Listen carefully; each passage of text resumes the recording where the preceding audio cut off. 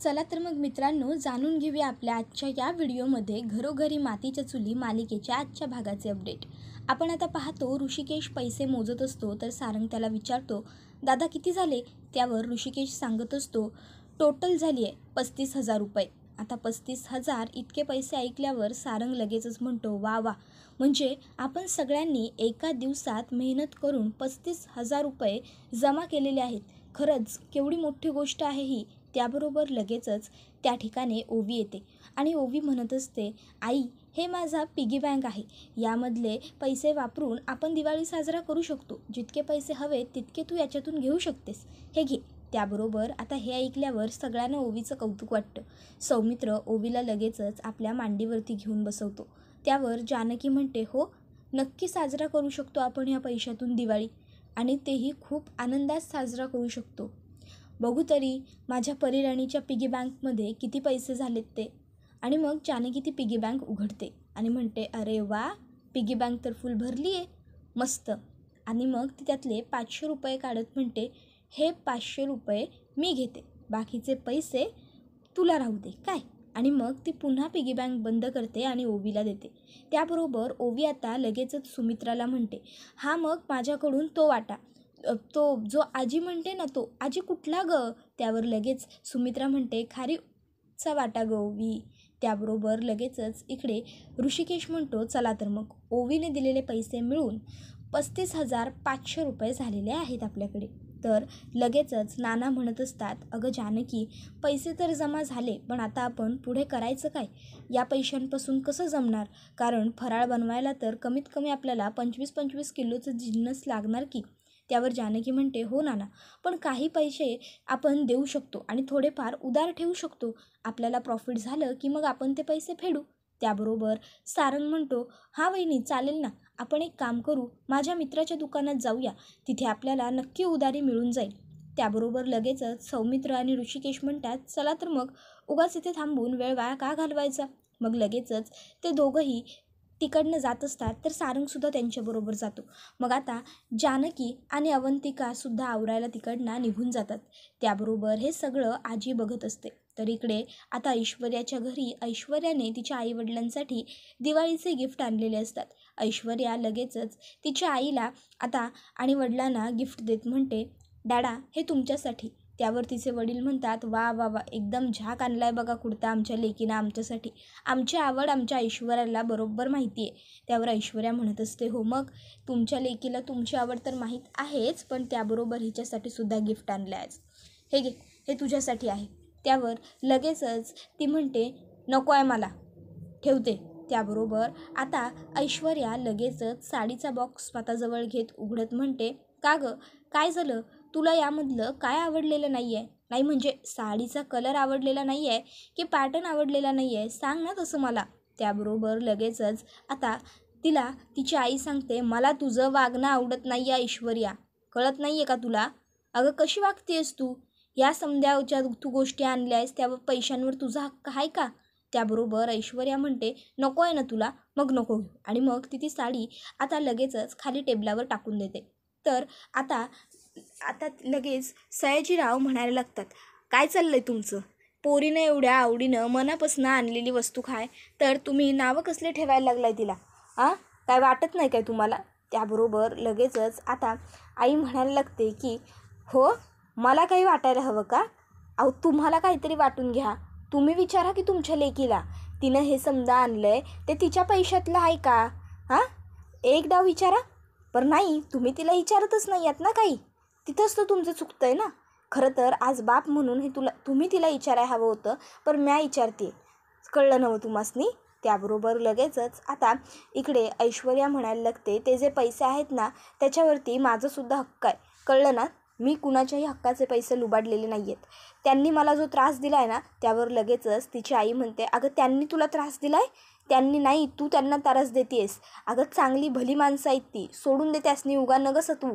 त्याबरोबर लगेचच आता ऐश्वर्या म्हणायला लागते, तू ना मला फक्त जन्म दिलेला आहेस, बास, दॅट्स इट. नाहीतर बाकी माझ्या आयुष्यामध्ये तुझा ना काहीसुद्धा वाटा नाही आहे. फक्त जन्म देणे इतकं सोडलं ना तर तू माझ्यासाठी काही केलेलंच नाही आहेस. त्याबरोबर लगेचच तिची आई म्हणते, भय, बरोबर आहे, म्या फक्त तुला जन्म दिला आहे. जर तुझ्यावर संस्कार बी म्या केले असते ना तर आज ही वेळ आली नसती. पर तुझ्यावर समजे संस्कार तुझ्या पप्पांनी केले ना म्हणून हे समजा घडते. का वाईट वागतेस ऐश्वर्या? अगं बाळा, एक दिवशी आयुष्यात एकटी पडशील ह्या सगळ्या वागण्यामुळं. का कळत नाही आहे गं तुला? त्याबरोबर ऐश्वर्या म्हणते, चालेल मी एकटी जगेन, एकटी तर एकटी, मी सगळ्यांना पुरून उडेन. तर सयाजीराव म्हणायला लागतात, पोरीनं एवढी आवडीनं साडी आणली होती, जर नको आहे साडी तर नका घेऊ, पण पोरीला सुनवताय कशा पाहिजे एवढं समजत? हां, नको आहे ना व तुम्हासनी साडी? चला निघा ना आतमध्ये जावा. त्याबरोबर आता लगेचच ती म्हणत असते, अहो पर तुम्ही तरी. त्याबरोबर सयाजीराव विखे पाटील जोरात ओरडतात बायकोवर, साडी नगाय नवं, मग आतमध्ये निघून जायचं. त्याबरोबर मग मात्र तिचं बिचारीचं मरण होतं आणि आई तिकडनं आतमध्ये निघून जाते. त्याबरोबर आता इथे लगेच सयाजीराव ऐश्वर्याला सांगतात, ऐशू बाळा जाऊ दे चल. त्याबरोबर ऐश्वर्या म्हणत असते, डॅडा हो समजावून सांगा तिला, आजकालच्या ह्या दुनियेत आहे ना चांगलं वागून चांगुलपणा या गोष्टींना काहीसुद्धा व्हॅल्यू उरलेलं नाही आहे. बघा ना ती जानकी एवढं वागते ना चांगलं, नेहमी चांगलं वागायला जाते, पण शेवटी काय घडतं? काय मिळतं तिला? मिळालं आहे का आजपर्यंत काहीही तिला? नाही ना. काय फरक काय चांगलं वागून? आजकालच्या दुनियेत ना मी जसं वागते ना तसंच वागायला हवं, तेच योग्य आहे. बरोबर आहे ना दादा? त्याबरोबर सयाजीरावसुद्धा तिला होकारार्थी मान हलवतात. तर आता इथे ऋषिकेश, सौमित्र आणि सारंग या सगळ्यांनी मिळून सगळं फराळाचं साहित्य आणलेलं असतं.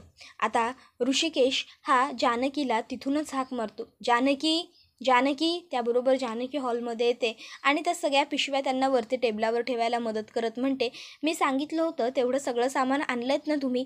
त्याबरोबर लगेच सौमित्र म्हणतो, हो वहिनी, सगळं साहित्य आणलं आहे तू सांगितलेलं. त्यावर जानकी म्हणते, अवंतिका पाणी. तोपर्यंत अवंतिका तिथे पाणी घेऊन आलेलीच असते. लगेचच ती सारंग, ऋषिकेश, सौमित्र सगळ्यांना पाणी देते. तिघंही जणं जरा पाणी पितात, दम खात असतात. मग नानासाहेब विचारतात, ऋषिकेश, तुम्हाला त्या दुकानदाराने विचारलं नाही का रे की रणदिवे कुटुंबियांना उधारीवर सामान नेण्याची वेळ का आली, ते सुद्धा एवढ्या मोठ्या प्रमाणावर? त्याबरोबर आता ऋषिकेश म्हणत असतो, नाहीत नाना, म्हणजे त्याच्या मनात जरी असा प्रश्न आला असेल तरी त्याने आम्हाला विचारलं नाही, उलट खांद्यावर हात ठेवून जे काही हवंय ते घेऊन जा असं म्हणाला. तर लगेचच आता सौमित्र म्हणतो, हो खरंच, इथे आई आणि नाना तुम्हा दोघांचीही पुण्याई कामी आली. त्याबरोबर लगेचच सुमित्रा म्हणत असते, अगं जानकी, पण एवढे सगळे जिन्नस आणलेत खरे, पण या सगळ्याचं नेमकं आता करायचं काय आहे आपल्याला? काय ठरवलं आहेस तू? त्यावर जानकी म्हणत असते, आई, अहो आज रात्री आपण बसून या सगळ्या जिन्नसांपासून फराळ बनवायचा आणि उद्या सकाळी आपल्या मुळशीमध्ये तो फराळ विकायचा.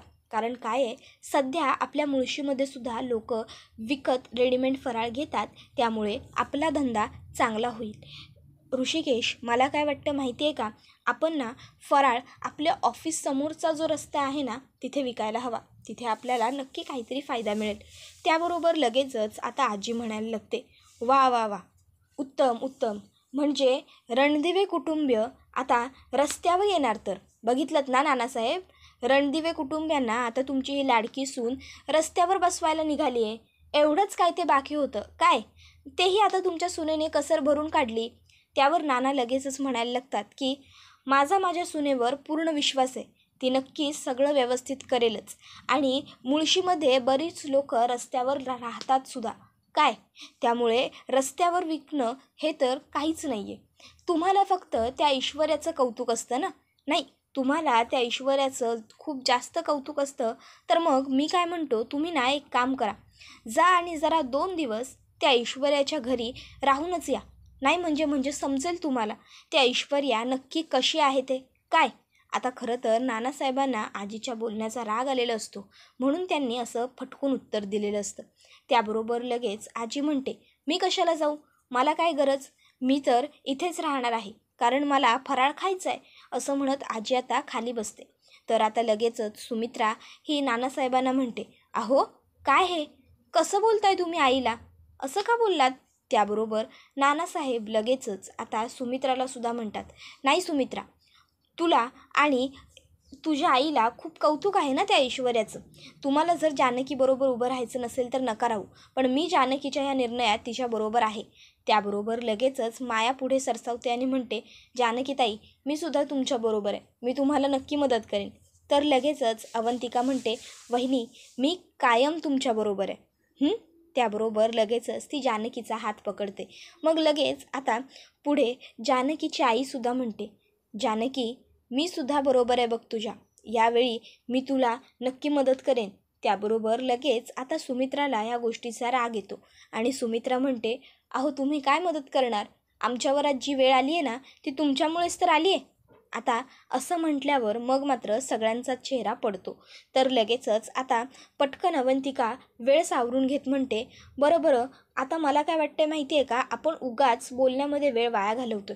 चला आपण वेळ वाया घालवण्यापेक्षा कामाला सुरुवात करूया. मग लगेचच सारंग, सौमित्र, ऋषिकेश, अवंतिका, जानकी सगळेच जण साहित्यांच्या पिशव्या उचलतात आणि थेट किचनमध्ये घेऊन येतात. त्यानंतर मग आता इकडे माया चकल्या बनवत असते, तर जानकीची आई त्या चकल्या तळत असते. तर दुसरीकडे आता इकडे आता अवंतिका पाराया बनवत असते, तर आता सुमित्रा त्याच्यामध्ये सारण टाकून त्याच्या करंज्या व्यवस्थित बनवत असते. सगळं काम कसं अगदी छान सुरळीत सुरू असतं. सगळे मिळून मेहनत करत असतात, हसत खेळत आनंदाने काम करत असतात. फराळ सगळा बनवून तयार झाल्याच्या नंतर मग आता विकण्यासाठी सर्व फराळ पॅकिंग करायला घेतलेला असतो. पॅकिंगसुद्धा अगदी सगळे कुटुंब मिळून आनंदाने करत असते. आता जानकी ही सगळ्यांसाठी तिथे चहा घेऊन आलेली असते. सगळ्यांना चहा देऊन ती जेव्हा सुमित्राकडे चहा द्यायला येते तेव्हा सुमित्रा जानकीला म्हणते, जानकी अगं आपण हा असा फराळ विकला तर लोक काय म्हणतील, विचार केलायस का? त्यावर जानकी म्हणते, हो आई, लोक हेच म्हणतील की रणदिवे कुटुंबीय कष्टांना लाजत नाही, रणदिवे कष्ट करतात. त्याबरोबर आता हे ऐकून सुमित्राला छान वाटतं. तर जानकी म्हणते, आणि तुम्हीच तर म्हणता ना कष्टाला तोड नाही, कष्ट हे करावेच लागतात, मग आपणही तेच करतोय. त्याबरोबर सुमित्रा ही होकारार्थी मान हलवते. तर इकडे आता अवंतिका सगळ्यांचं छान व्हिडिओ शूट करत असते काम करतानाचं, आणि सगळ्यांना ती इकडे बघा असं सुद्धा सांगत असते. सगळेजण आनंदाने व्हिडिओ बनवताना हसतही असतात. सगळं कुटुंब आनंदाने काम करत असतं. दुसऱ्या दिवशी सकाळी आता जानकी ही देवघरात येते आणि देवाला नमस्कार करून प्रार्थना करते की आमच्या पाठीशी उभं राहा, आम्ही सगळ्यांनी जी मिळून रात्रभर मेहनत केलेली आहे त्याला फळ लागू दे, तेवढ्या मेहनतीचं चीज होऊ दे. त्यानंतर ऋषिकेश हा आईला आणि नानांना म्हणत असतो, आई नाना तुम्ही फक्त नेहमीसारखा आमच्यावर विश्वास ठेवा, तुमचा आशीर्वाद द्या, बाकी काही नको, बाकी सगळं आम्ही नीट करू. त्याबरोबर नानासाहेब म्हणतात, ऋषिकेश अरे आमचा दोघांचाही आशीर्वाद तुमच्या पाठीशी नेहमी आहेच की, आम्हाला पूर्ण विश्वास आहे, आजसुद्धा तुम्ही नक्की सगळं व्यवस्थित कराल आणि सगळं छान होईल काय. त्याबरोबर लगेचच आता ऋषिकेश होकारार्थी मान हलवतो. इतक्यात त्या ठिकाणी सौमित्र आणि अवंतिका येतात. अवंतिका म्हणते, ही बघा आता झाली खऱ्या अर्थाने सगळी तयारी पूर्ण, अगदी बॅनर सकट. त्याबरोबर लगेच आता पुढे आता रणदिवे फराळ असा जो प्लेट बनवून आणलेले असतात ते प्लेटसुद्धा सौमित्र आता दाखवतो ऋषिकेशला. तर ऋषिकेश म्हणतो, अरे वा ही आयडिया बरी सुचली की तुला. त्यावर सौमित्र सांगत असतो, नाही दादा मला इतक्यात तिकडे ओवी येते आणि म्हणते, बाबा ही आयडिया काकाला नाही सुचलेली, यावेळची आयडिया मला सुचली आहे. मी सांगितलं होतं काकाला की काका या अशा प्लेट बनवून घे म्हणून, आणि बॅनरसुद्धा. त्याबरोबर लगेचच ऋषिकेश म्हणतो, अरे वा मोठी झाली की माझी परिराणी, व्हेरी गुड. त्याबरोबर लगेचच आता पुढे सौमित्र म्हणायला लागतो, आणि हो ओवी म्हणूनच माझ्याकडून तुला मोतीचूरचे लाडू. त्याबरोबर ओवी लगेचच म्हणते, मैसूर पाकसुद्धा काका. त्याबरोबर लगेचच सौमित्र म्हणतो, ओके डन, मैसूर पाकसुद्धा काय. त्याबरोबर ओवी खुश होऊन जाते. मग लगेचच तिकडे जानकी येते आणि म्हणत असते, बरं चला आता निघूया, उशीर व्हायला नको. आणि मग लगेच आता जानकी, ऋषिकेश, सौमित्र, अवंतिका, सारंग सगळेच जण फराळ विकण्यासाठी तिकडनं घराबाहेर पडलेले असतात. त्याबरोबर इकडे ऐश्वर्याला मास्कमॅनचा फोन आलेला असतो. ऐश्वर्या ही त्याला विचारत असते, बोल का फोन केलायस. त्याबरोबर मास्कमॅन ऐश्वर्याला विचारत असतो, मला सांग तिकडे जे काही घडतंय ते सगळं तुला माहिती आहे का, तिकडच्या प्रत्येक गोष्टीचे अपडेट तुला मिळत आहेत का. त्यावर ऐश्वर्या म्हणते, हो मला प्रत्येक गोष्टीचे अपडेट मिळत आहेत, कारण आमची माणसं तिकडे लक्ष ठेवून सुद्धा आहेत, आणि सगळ्यात महत्त्वाचं त्यांच्या घरातल्या ज्या आजी आहेत त्या माझ्या बाजूने आहेत, त्यामुळे मी त्यांना सांगून ठेवलं आहे की तिकडे जे काही घडत असेल त्या सर्व गोष्टींच्या अपडेट त्या मला देत राहतील. त्यामुळे काय घडतं आहे काय नाही घडतं आहे हे सगळं मला माहीत आहे. त्याबरोबर आता लगेचच मास्कमॅन म्हणतो की नाही, तुझ्याकडे सगळे अपडेट नाही आहेत. रणदिवे कुटुंबीय आनंदाने दिवाळी साजरे करण्याचा प्लॅन बनवतंय, कळलं तुला? आणि ही गोष्ट तुझ्यापर्यंत अजूनही पोहोचलेली नाही आहे, तुला माहीतही नाही आहे. आता ते काय करतायत हे बघायला हवं आणि ते तुला बघायचं आहे. त्याबरोबर ती म्हणत असते, एक मिनटं, पण पहिली गोष्ट ते लोक काय करतायत हे तुला कसं माहिती? याचा अर्थ नक्कीच तुझासुद्धा एखादा माणूस तिकडे लक्ष ठेवून आहे, बरोबर ना? तुझी माणसं कोण आहेत तिकडे? त्याबरोबर मास्कमॅन म्हणतो, हे बघ, मला उगाच नको ते प्रश्न तू विचारायचं नाही. मी जितकं सांगितलं आहे ना फक्त तितकंच आणि तितकंच तू करायचं. मला प्रश्न विचारलेले आवडत नाही, तुला माहिती आहे ना. एवढं बोलत लगेचच आता पटकन मास्कमॅन हा ऐश्वर्याचा फोन कट करून टाकतो. तर आता लगेच ऐश्वर्या ही डोक्याला हात लावत म्हणते, अरे हा माणूस म्हणजे ना खरंच सारखा धमकी कसली देत असतो. ह्याची धमकी ऐकून ऐकून मला आता कंटाळा आला. डॅडा, ओ डॅडा, डॅडा, डॅडा.